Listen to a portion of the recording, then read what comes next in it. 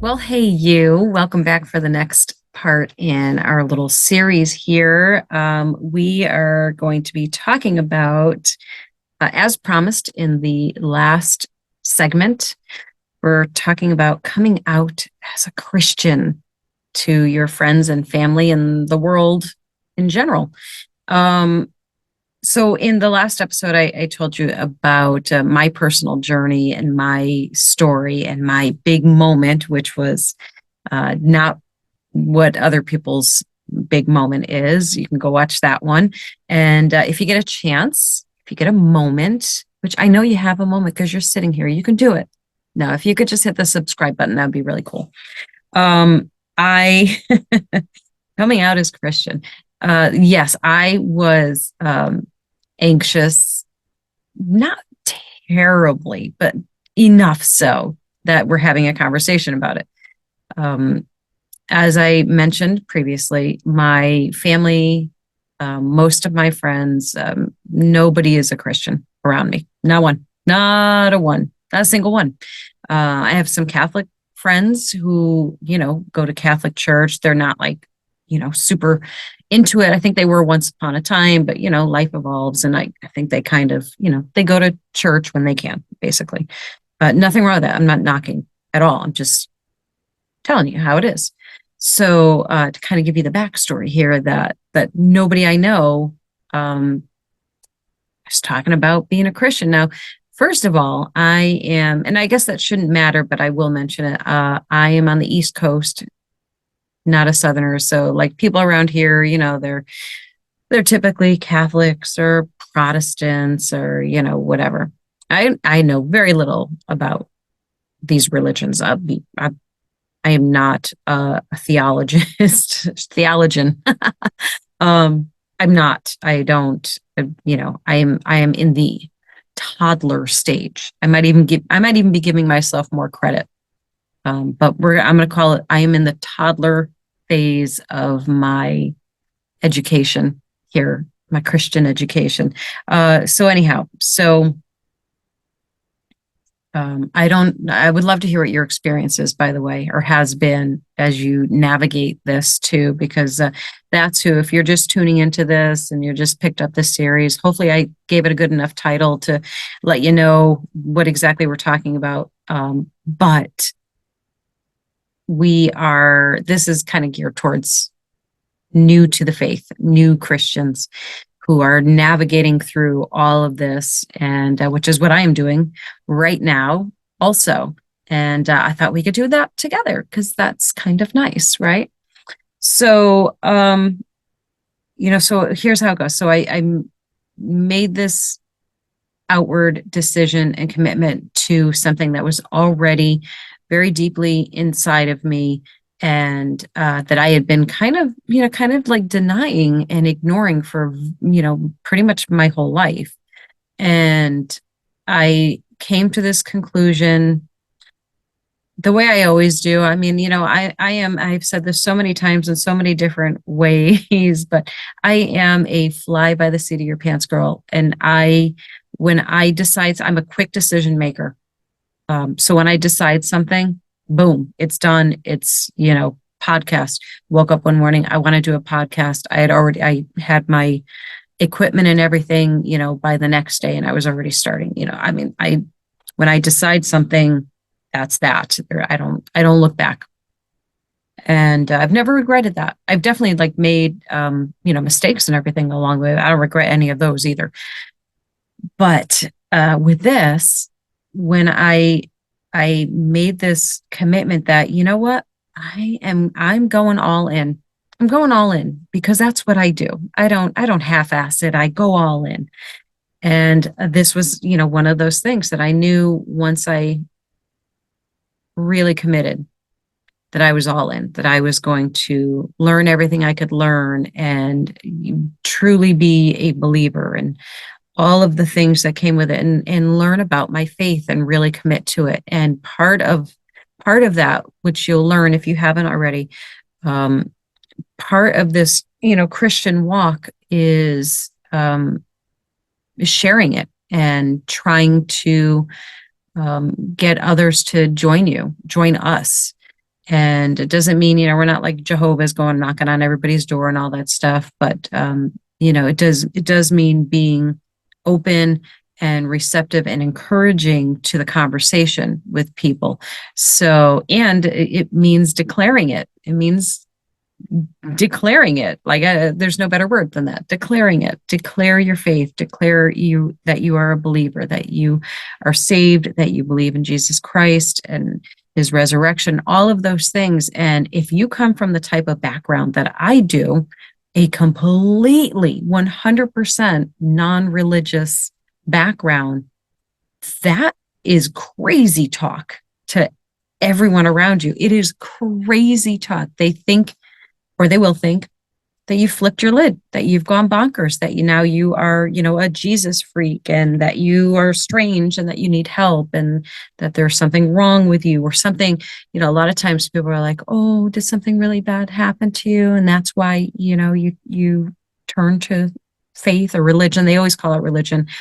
Christianity is not a religion. It's the exact opposite of religion.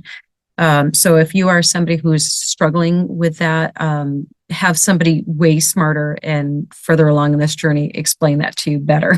Okay, not me. I'm not the one. All I can tell you is what I've come to understand at this point, and I will get better at it, because that is a huge goal, to be able to speak on faith and Christianity with not authority, but intelligence, I guess, is good enough, right? So I knew that when I made this commitment that it was going to be like so uncomfortable for me and people around me, because it's so out of the norm. And so if that's your experience too, I will help you as best as I can through it. So the first person that I had to tell, of course, was my husband. And I've been leading up to it. We've been having, over, I'm several months in now, into this, maybe even longer than that. Yeah, well, we'll just call it several months. So the conversation has been building. I've been kind of like dropping bombs here and there over dinner and introducing it. Like, so I'm kind of interested in exploring faith and what it means to me, and just really becoming a person of faith. And he was like, okay, where's this coming from? Because that's going to be like probably the first question they ask. Where's this coming from? And as you may know from the last episode, I didn't have a good answer. I still don't have a good answer. It's just something I feel and something I know in my heart. And I trust that. And he was good. He was great. I mean, he's not just good, he's great. He's like, okay, all right, well, keep me posted. Yeah, I'm not sure how I feel, not sure what I think. But he was receptive. So that was very encouraging, obviously. You may not be met with that same receptiveness. And what I would say to you is, please do it anyway. Do it anyway, because you have to remind yourself that this is something for your good, your family's good, your eternal life's good. It is all for good. So you're not doing something wrong. You're not doing something crazy. Some people maybe will try and convince you that you are. And there's gonna be people who, consider themselves atheists, who are really going to come hard for you. So we'll talk about that in a minute. But yeah, so part of the feeling for me, and I don't want to downplay this part because of the other parts, is excitement. I'm so excited. Like, this is all I want to talk about right now. And I will, calm down and normalize and everything. And I do have some self-control, and better self-control than I had initially, that you can't force this conversation on people who aren't ready for it. All you can do is allow for it, and allow for the openings and encourage it. That's all you can and should do, really, because if you pull them in kicking and screaming and dragging them, they're not in. They don't want to be And not yet, maybe down the road. And it's okay to plant the seeds. It's more than okay. It's really, really super important to plant seeds. But, um, there's a time to plant the seeds and there's a time to walk away and time to water the seeds, all of those things. So, and you'll start figuring it out. I'm starting to figure out. So that's the only reason I can tell you that you'll start to figure out, because I'm starting to figure it out, that that's part of the process. But initially, one of the things for me, and it still is this excitement. Like I want to shout it from the rooftops. I want to shake people and tell them, don't you understand? Here's what you need to know. This is so important. This is so life changing. Like I have such a information overload because I jump in so hard to things, and I go right underwater. I submerge myself in it, and I just, saturate myself with all of the information, all of the things, because I want to know everything. I want to know all of the things. And I get frustrated with myself that I'm not either learning it fast enough or retaining it well enough, any makes me very frustrated. So that is something I have to work on. I really have to work on that. And that's okay. And that's okay. There's all the things that you're going to learn, or maybe you are learning right alongside me, that, it's all good. It's all good. Everything in its right time. God's timing is always perfect. See, I mean, I'm learning the most important things here, and you are too, whether you realize it or not. It's when it comes out of your mouth and you're like, oh, I didn't know I knew that. Okay, cool. And, and then there's times where I like totally drop the ball and bomb out, but that's okay too. Um, so yeah, in your excitement, the excitement is awesome and it's great. And, in the right circumstances and places, it's contagious. And, I guess it's maybe part of where like discernment comes in, where you can tell when it's the right place and the right time. And I have definitely done this at the wrong time in the wrong place, or too much, and, had to back off. And yeah, so that's okay. Be excited, be enthusiastic and energetic about this. And, just you'll get the idea of when it's time to talk about it, when it's not. Um, the For me, so, obviously I can't speak for you, and I would love to know your story as well. Um, what kind of reactions you got and all of those things. And if your experiences, tell me, like, I would love for you to tell me in the comments if your experiences are similar or completely different. I would love to hear about it, and we can talk about it. Um, for me, like after telling my husband, the next step was telling my family. And that didn't have, well, so what happened was they started seeing my posts on social media and on my business profile page, like the Elsa Show page and all of that. And that was where I felt the most comfortable starting to walk the walk, or talk the talk, I should say. And my mom, I think, was the first one to comment. So that means I know they were all talking about me behind my back. They were all like, what's going on with her? See, she's turned into the Jesus. What's going on? That's strange. Is she okay? Do we say something? I know that's the kind of, don't even try and tell me it wasn't. Because I know my mom's going to watch this. So she was the first person, I think, that I actually had the conversation with, after my husband, of course. And she said, "Oh, we were talking for a little while," and she said, I saw that. I saw that you're really into the religious stuff now. What's going on with that?" Like almost exact words. And I froze. I actually froze. I kind of was like, "Oh yeah, no, well, it's really great." And I am like, I'm enjoying it. And I tried to change the subject, and she was fine with changing the subject. We kind of left it off as, "Oh yeah, well, yeah, I don't really." My mom saying, "Yeah, I know a lot about that," and blah blah. I said, "No, I know, I don't either. I'm learning. But I'm really into it and I'm enjoying it, and everything is good. I'm perfectly fine. Nothing bad is happening or has happened. It's not like any, whatever, anything. It's just what is." And oh, okay, that's nice. And then shortly after that, I found a church for us to go to local, because I was watching online services for a church in Myrtle Beach, thanks to a friend. And that church, and by the way, I still watch it. It's Solid Rock Church. It's Pastor JP.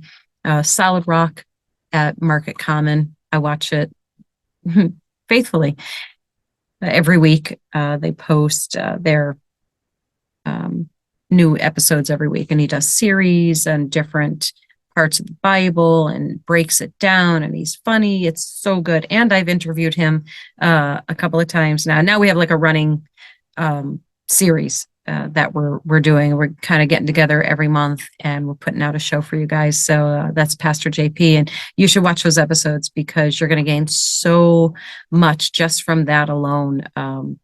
They're great. I'll link all the things I'm talking about. Trying to remember to link them in the comments so you can go see them. But anyhow, so the next thing was we had a family gathering, and it was on a Sunday, which typically is, right?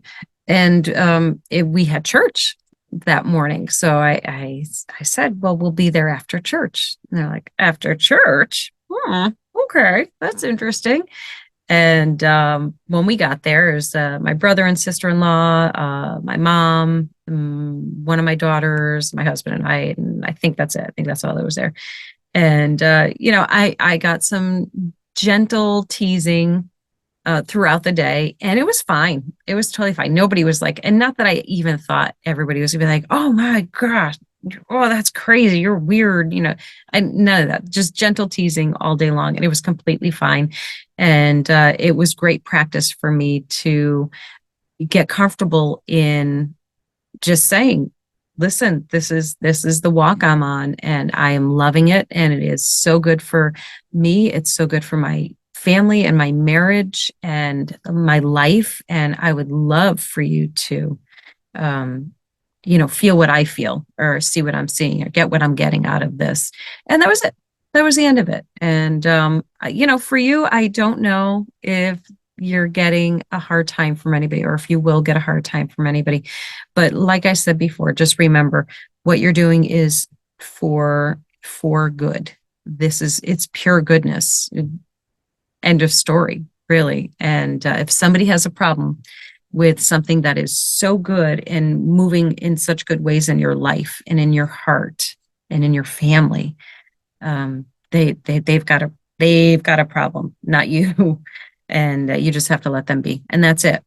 So my reply to anyone that is either sarcastic or condescending, and I've had that. I've had a few people. I've had some undertones, we'll call it, where somebody was like, "Oh, okay, now you found Jesus. Oh, okay, sure he did. Yeah, you don't know what you're talking about, or you don't know, And I actually agree with them. You're right. I don't know.